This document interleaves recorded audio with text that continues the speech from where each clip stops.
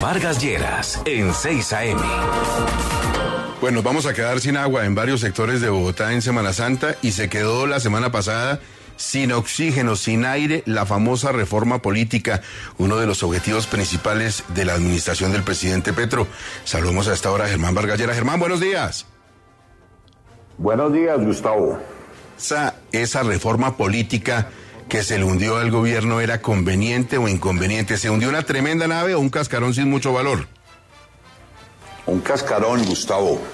Me temo que era muy inconveniente, verdaderamente un Frankenstein. No era más que una jugada política para arrodillar a los partidos independientes o de oposición y apalancar a los partidos que hoy son miembros de la coalición. No era más que una reforma para incrementar la gobernabilidad del gobierno y arrinconar a todo el mundo.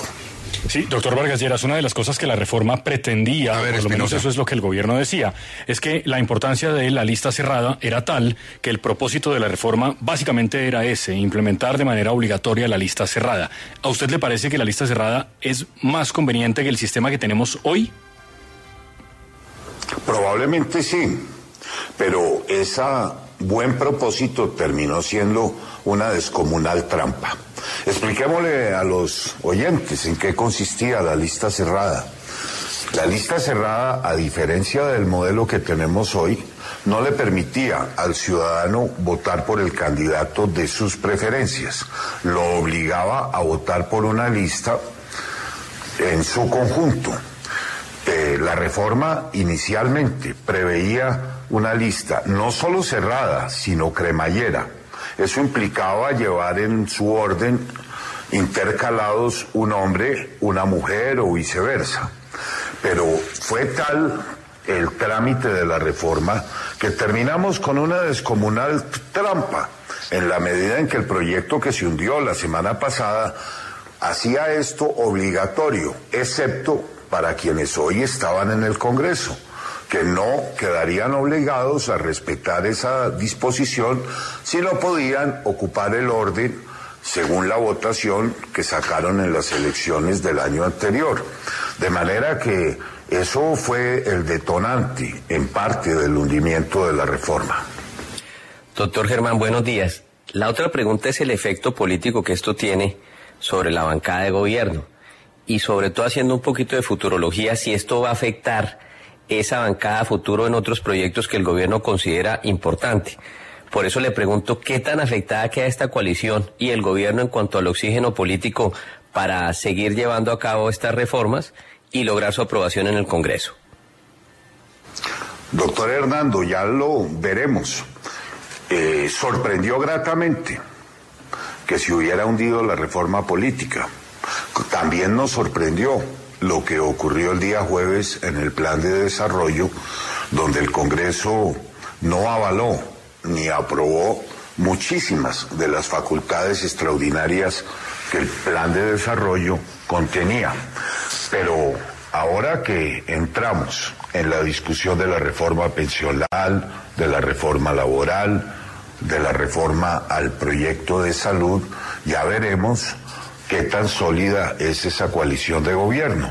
Permítame decirle, la semana pasada, después de semejante fracaso, varios de los congresistas de la bancada de gobierno salieron a advertirle a la opinión pública que lo que se había conformado no era una coalición de gobierno, sino una coalición de Congreso a fin de distribuirse las mesas directivas. Eso no es así, porque tanto el Partido Liberal como el Conservador y el Partido de la U no solo hacen parte de una coalición de Congreso, sino también tienen amplia representación en el gobierno. Ahora lo que vamos a ver es qué tan dispuestos están a continuar siendo independientes con cierto espíritu crítico frente a las reformas que se discutirán en lo que resta de la legislatura. Pero entonces, ahí sí le pregunto por el expresidente Gaviria, a quien veo igual de crítico o en el mismo escenario de crítica a buena parte de los proyectos del gobierno, como lo hace usted, con la diferencia de que él sí está en el gobierno. Bueno, ayer leímos en el periódico El Tiempo un amplio informe sobre el tema de la infraestructura.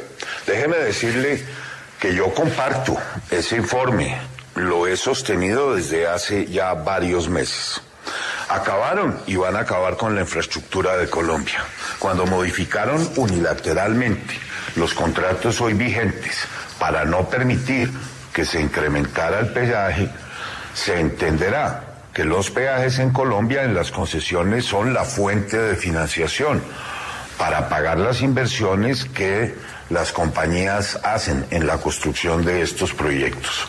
Yo me pregunto, ¿quién en adelante suscribirá una inversión de este monto para seguir financiando la infraestructura del país?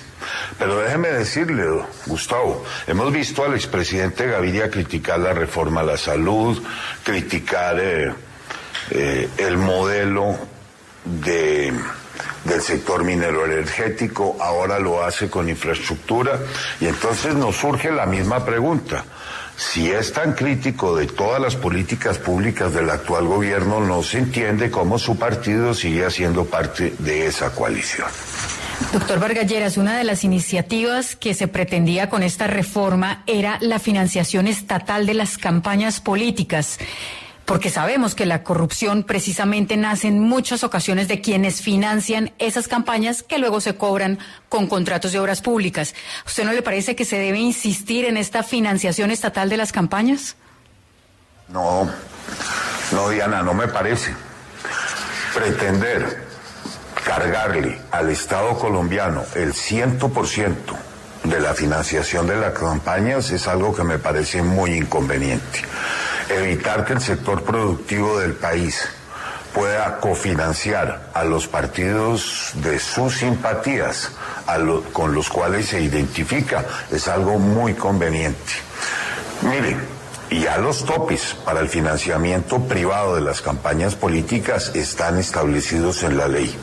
Pero a mí me parece muy antidemocrático que toda la democracia y los partidos políticos y los procesos electorales quedaran dependiendo del gobierno de turno, de cuándo daría esos recursos, si los iba a anticipar, cuándo los reconocería. Muy inconveniente y además honorosísimo para el erario público. Ya las cifras que gastamos en financiar las consultas populares son de miles y miles de millones. Ya tenemos anticipo, tanto para las campañas a la presidencia como un reconocimiento posterior de una parte de los gastos en las elecciones de Congreso, de alcaldes, de gobernadores. Mire, ya que estamos enfrentados a lo que viene esta semana en el Congreso, ¿de casualidad usted sabe qué pasó con el acuerdo sobre la reforma a la salud? Pues estamos todos expectantes, Gustavo. Hace 10 días nos anunciaron que se había logrado un acuerdo entre la doctora Dilia, el Partido Conservador y el propio gobierno. Acuerdo del cual no conocemos un solo artículo, como quiera.